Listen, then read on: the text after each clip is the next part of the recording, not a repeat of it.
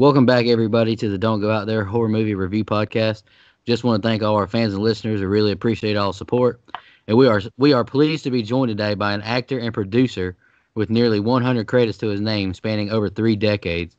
An established stage actor and veteran performer known for Prison Break, NCIS, and of course the hook-wielding killer, Ben Willis, in the I Know What You Did Last Summer franchise. Mr. Muse Watson, thank you so much for joining us today. How are you doing, sir? Whoa. Well, after an intro like that, golly, that sounds like a lot of stuff. You've been in a lot, sir. We like to kick all of our interviews off. What was it that drew you into acting?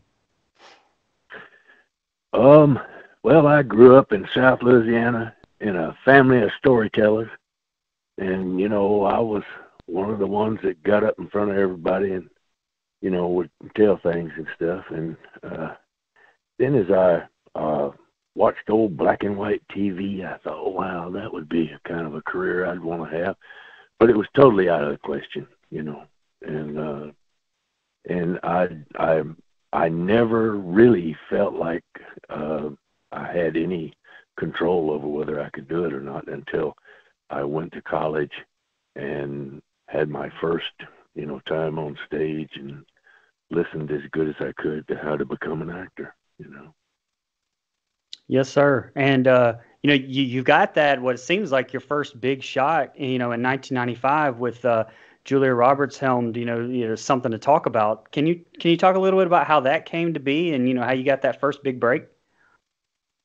Well, there was a casting director. Her name was Judy Boulay, and she worked on a movie that I auditioned for, and she remembered me. And I didn't get anything on that one, but when the role came up that she was supposed to cast, well, actually, she wasn't supposed to cast it, but she suggested me to Marion Doherty, who was a vice president of casting with Warner Brothers at the time, and a fan of mine, and so Right. I got it. I actually got cast that way. Well, that's awesome. Yeah. It was just an unbelievable walkthrough, and I just felt like I knew that guy and I could play that guy, and my history with horses didn't hurt none. Correct. Yes, sir. That's very yes. I've been riding horses all my life. In fact, early on in my career, people offered me $1,000 to get thrown off a horse. What? And Wow. Yeah, and that sounded like a whole lot of money. Oh yeah. It still is. Well, now I'm old and I've got rheumatoid arthritis and I feel every one of them, and I don't think it was so much money. Oh, Very understandable. Absolutely. It's starting to hurt now. Oh, I would imagine so. Yeah, my mom actually has rheumatoid arthritis, so I understand completely. We mentioned briefly in our intro that you have some stage experience. Can you talk a little bit about the differences in theater acting and movies and television? Is there a different preparation for those, or what goes into those two things? Oh my. The difference between snow skiing and water skiing, I mean, they're both called skiing, right? right. Well, that's about the size of the difference between theater and film. Oh, okay. It's really extremely different, and you see people getting into TV, wearing a mic 4 inches from their lips, and they're broadcasting like they're trying to get it to the back row of a theater. There's a lot of changes in subtleties of character and subtlety of move. All kinds of. It's less. Film is less presentational, as we say, and so there's a huge difference. And one of the other differences is on stage, you still have control of the final product, and on film you don't. Right. So Oh yes, sir. Absolutely. there's some huge differences, and and I didn't quite get it until you know, um, I didn't have to make mistakes. I watched people make enough mistakes, and it taught me because I was a teamster in about 32 films, and I drove the big trucks and did stunt work in vehicles and stuff like that.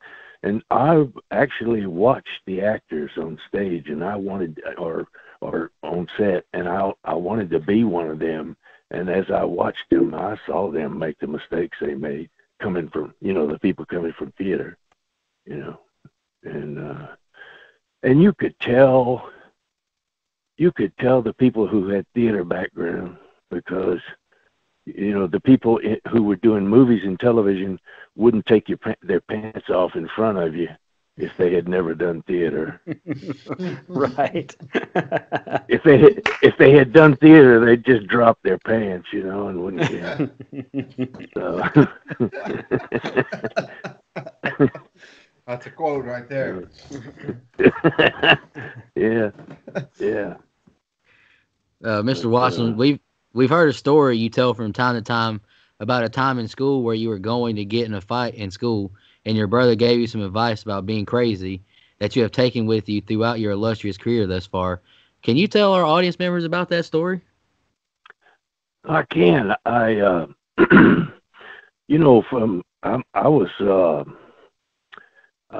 was a pretty aggravating person at a very young age, and these boys, one of them about twice my size, had come up to me at school and told me, they said, just get ready, because when you get back here in the morning, we're going to whip your ass.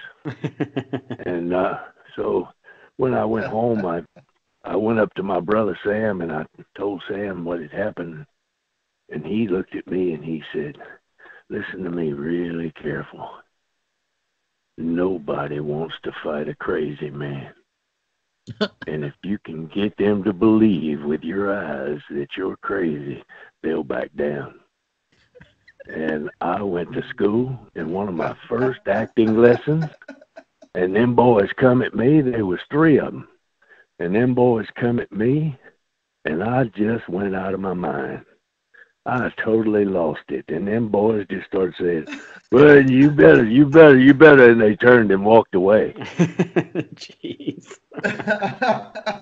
And I want to tell you something. I've made some really good money with that look. I bet you have, yes, sir. I was going to say, you definitely, I can believe that. We've seen it from time to time on film, no doubt. That's right. Yeah. It's,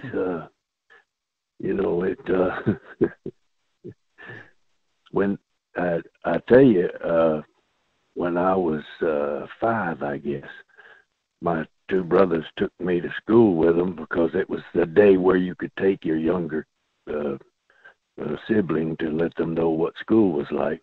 And I wore my Fanner 50s, my cap pistols. Yes, sir. And when I got there, there was a boy about in the 2nd grade come over to me, and he's about, 2 foot taller than me. And he just started pushing on me and just bullying me and talking to me and stuff. And I had seen on them old black and white cowboy shows, I had seen them take their pistol and grab it by the barrel and hit the guy with the handle in the nose. So I grabbed my Fanner 50, turned it around, and I broke his nose, and it was bleeding all over the place. Oh, wow. Wow. About that time, his brother come running over there, and he said, boy, that's my little brother. I'm going to whip your butt. And long about that time, my 2 brothers come running in from the other side, got in between us, and they said, well, that's our little brother, and you're going to have to come through us to get him. Well, on the way home from school that afternoon, my 2 brothers whipped my butt and told me, don't you ever get us into a fight again.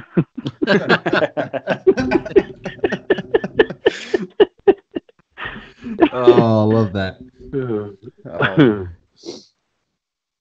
Mr. Watson, I know you're probably tired of answering questions about this, but since we are a horror movie podcasts, we would be remiss if we didn't ask you about the amazing role of Ben Willis in the first two I Know What You Did Last Summer movies. Can you talk a little bit about how that role came to be? Yep. They were basically, the producers were looking for somebody who would be easy for the young kids to get along with, but yet be able to bring across the killer thing. And so one of the producers on the show, believe it or not, was also one of the producers on the Something to Talk About. Oh, okay. With Julia Roberts. And so they said, we need a bad guy, but the bad guy needs to know how to control that, you know? And so this producer said, well, hey, the guy just did Julia Roberts. He said, that guy could do it, believe me. And so they called me in, and it was the last minute. Everybody had already gone to North Carolina. You know, they wanted me to make a tape and everything in the office and send it to North Carolina at the last minute. And when we did that, they said, you know, I think I had 4 days to get ready. Oh, wow. And so I was a little nervous because, you know, as an actor, you understand that when you go to Hollywood, you can't do horror movies if you want a long career, because for some damn reason, everybody believes that anybody that does a horror movie can't act. You know, the opposite may be true to some people. Right. There may be a lot of people in horror movies who can't act, but that don't mean everybody in a horror movie can't act. Right. And you know, and so anyway, I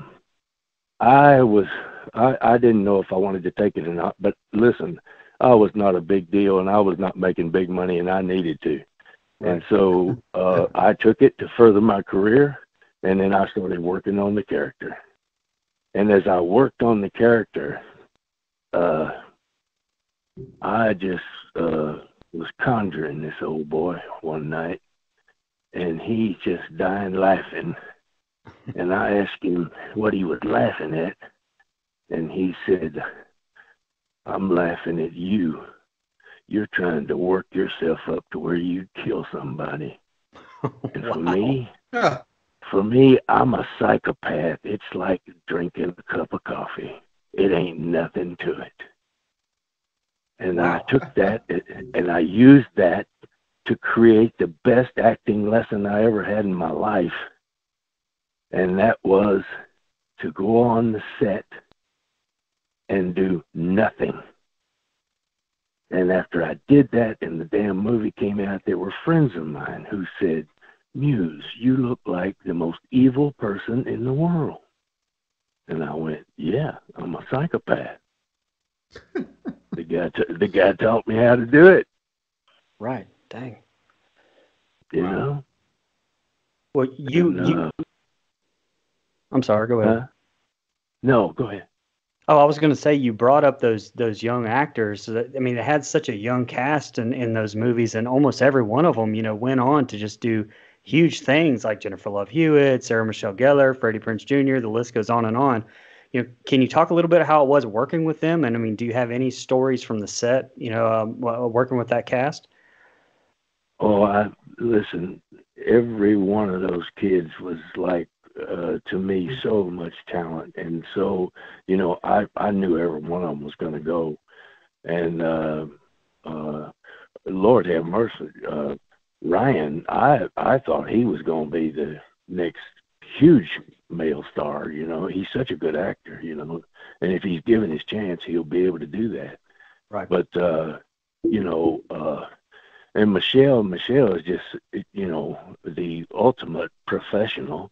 You know, Love Hewitt is this incredible actress who's, you know, trying to have all the nuances in there and everything. And it was amazing to work with those kids. I really enjoyed it. And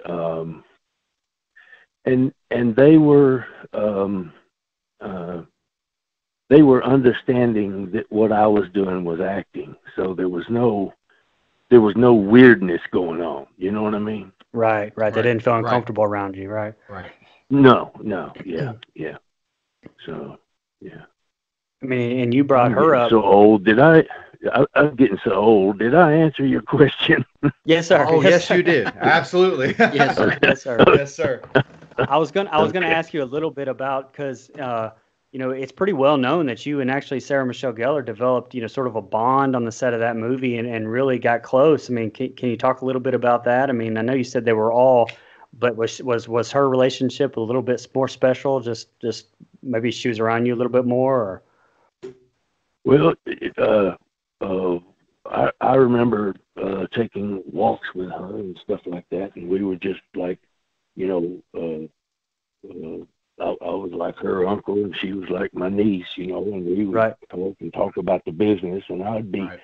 I would be totally flabbergasted that she, because she was so smart about business and stuff. I was so flabbergasted that she knew so much more about how to operate in Hollywood than I did, and I just sat there and took notes as she talked. And she knew what to do, and so I don't know. I don't think she and I. How can I say this? We didn't walk every day, and we didn't. It wasn't like something that was like took a lot of time or anything. I just remember the times that we did share some time together. I remember those as being very special, and thinking that she was a very special human being. Yes, sir. Absolutely. Oh, absolutely. Yes, sir. Mr. Watson, were there any differences between working on the first one and the sequel that stood out to you? Oh boy. Because that first one was such a cool concept. I loved it. Yeah. Me too. Yeah. Me as well. I'm gonna tell you something. I've studied bad guys, and if you got a bad guy, you don't need to go and write in there stuff about somebody made love to his wife to get him more angry. He's already a bad dude, and you don't understand it if you write it that way. It's true. Absolutely. Thank you for saying that. We don't need that. Right. Absolutely. So anyway. Yeah, in fact, sometimes it actually takes away from the character to know more about their backstory. When you fill in the blanks yourself, it's actually, love it. Yeah. Absolutely. Yeah. And believe me, I can tell you more with my eyes than any line you'll write. I love Yes, that. That's the reason we like horror movies, for those things right there. Yeah, exactly. Absolutely. That's the kind of stuff Yeah. we like here too. Shifting away from, I know what you did last summer for a little bit. Can you talk a little bit about your stint on the TV series Prison Break? You had a long recurring character in Charles Westmoreland. Can you tell us a little bit more about that? Well, I was pretty excited about it because the more characters that I met in there, the more I realized that we had an unbelievable acting experience going on here that you don't normally get on television sets. Right. And it was that you had a core of characters, and every damn one of them was trying their best to be a very separate and original character and be true to that character to the end. And it was a delight. I mean, it was a lot of fun. And of course, there were no bad parts. I stayed in a suite on the 14th floor in Chicago, so it wasn't like I had to You weren't roughing it. daytime. And no. So, and that, I don't know though. All you have to do is be driven in a car through the gates of Joliet, and all of a sudden you feel the limitations. I bet. Your freedom is gone, boy. Oh God, yeah, that's a hell of a place. Hmm. So, but did you guys ever see that home invasion movie I did? No, sir. What was it called? Let's see. Um, something, something like a kid's prayer. I can't remember. Like, good night or something. Well, I can't think of the name of that thing. But it was that project I wanted to tell you. It was that project working on that gave me the best compliment as an actor that I've ever had. And in that home invasion, I raped the woman inside the house. Mm-hmm. And the day after we filmed it, she sent me a thank you card. Oh, wow. for how professional I was. Well, that's great. Does that tell you anything? That's fantastic. That's really, really good, especially in that that scene, those circumstances. That's really, really cool. Yeah, yeah. And I mean, if you're lucky, a producer will understand it. Right. If you're lucky, yeah, you're right. Yeah, lucky. That's it. Lucky. And it's a strange bird. And I'm not so sure that I'm not saying that the way I think is the best way for us to go. My word, the whole world's changing. But it may be that the reality thing is more entertaining to the younger generations, and if it is, then what I do will become worthless. Well, I hope that's not the case, because I mean, I know I can speak for us three, saying that the reality is not the way that we hope that it goes, for sure. Nope, that's not near as fun. Well, I describe it to my friends by telling them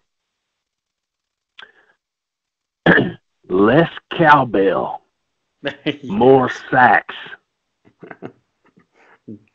A sax is a studied instrument, and a cowbell is an attendance award.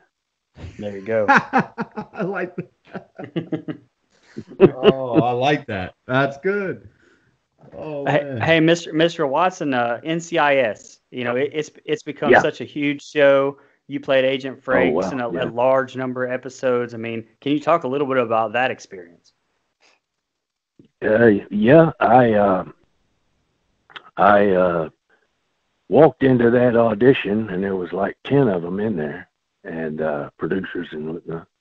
And I walked in the door, and I knew as soon as I walked in the door that guy had to talk down like this, because I knew for a fact that the way he talked, the way they got him written, he's been popped in the damn neck a couple of times.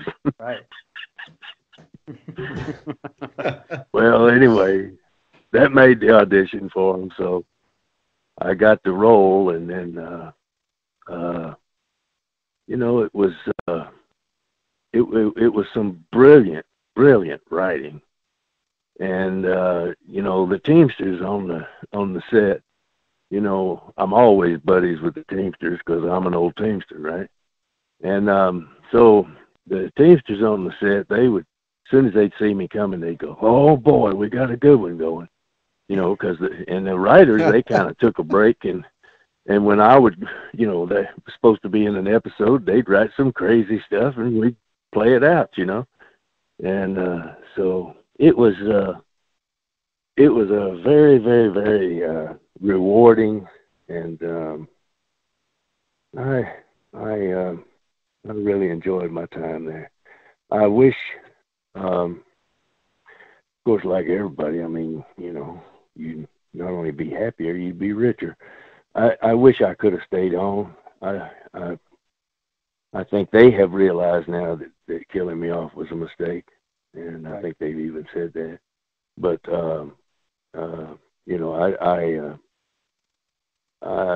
I The producer asked me one time. He said, how you doing? And I said, well, I'm doing all right. Have you yourself ever tried to be a mentor to someone who thought of themselves as the granddaddy? And they said, no. And I said, well, the best way you could help me then would be give me more humor. Go.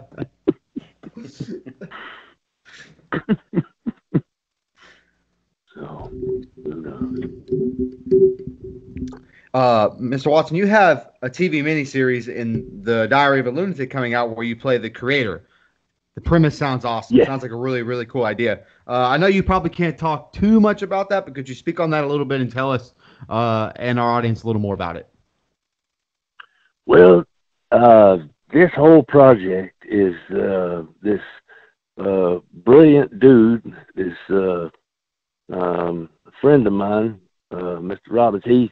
He puts together all these people that are so excited to get this story across and get this thing going that it's amazing. But you're right. I can't, particularly with my role, I can't say hardly anything. But I'll be there. Understand. We understand. Hey, that's what's most important. You'll be there at least. That's right. Yeah. Hey, it's a good problem to have when you're an actor and you have jobs you can't talk about. It means you're doing some work. Yes. Yes, right. It does. Yep, it sure does. Yes. And I've kind of moved out. I'm getting kind of old, and we decided that it would probably be a mistake for our special needs daughter to go to high school in L.A. So we moved to a tiny little small town in Kentucky, and wow. she's able to bloom here. So that's not only limiting my offers, because some of the young directors, for some reason, looking at what I've done is not good enough. They want me to fly to L.A. to audition. Wow. And I'm like, hey, wait, you don't understand. The fish are biting.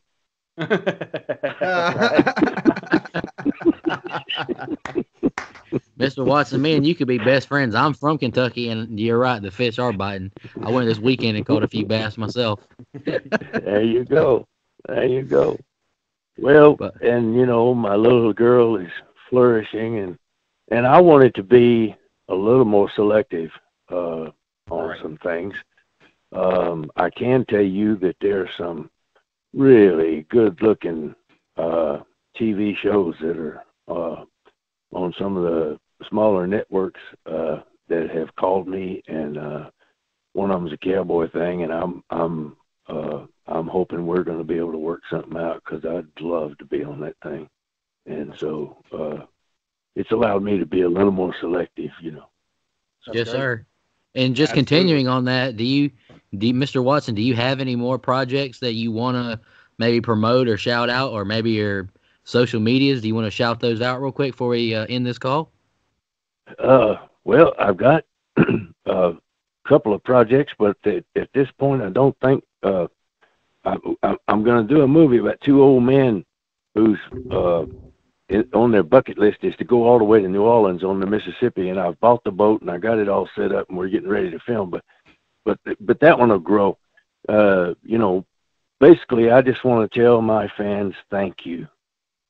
I just want to tell them I really, really appreciate you, and I want you to know that I don't have a career, I don't have an income except for you, and I appreciate it. Oh, yes, sir. Absolutely. Absolutely. Well said. Yeah, absolutely. And Mr. Watson, one more thing before you get out, if you don't mind, would you mind doing just a quick little 10-second intro for this episode? If you got a second. Sure. Okay. Just say, this is Muse Watson, and from I Know What You Did Last Summer, if you'd like, or anything else you'd like, and then just say, you're listening to the Don't Go Out There podcast. Okay. Thank you. When we going? Right now. This is Muse Watson. You know, that guy that was behind you on I Know What You Did Last Summer. Yeah. Well, we got this podcast you need to listen to. And it's called I Got You Outside. Damn, am I going to mess that up? Line. Don't go out there. Don't go out there. Don't go out there. .com or blog? Just don't go out there podcast. Okay. All right, here we go. This is Muse Watson. You know, the guy behind you, and I Know What You Did Last Summer. You need to watch. You need to listen to a podcast. It's called Don't Go Out There Podcast. Perfect. Thank you very much, sir. That was awesome. You're welcome. Okay. Hey, we appreciate you, man. You be blessed. Thank you.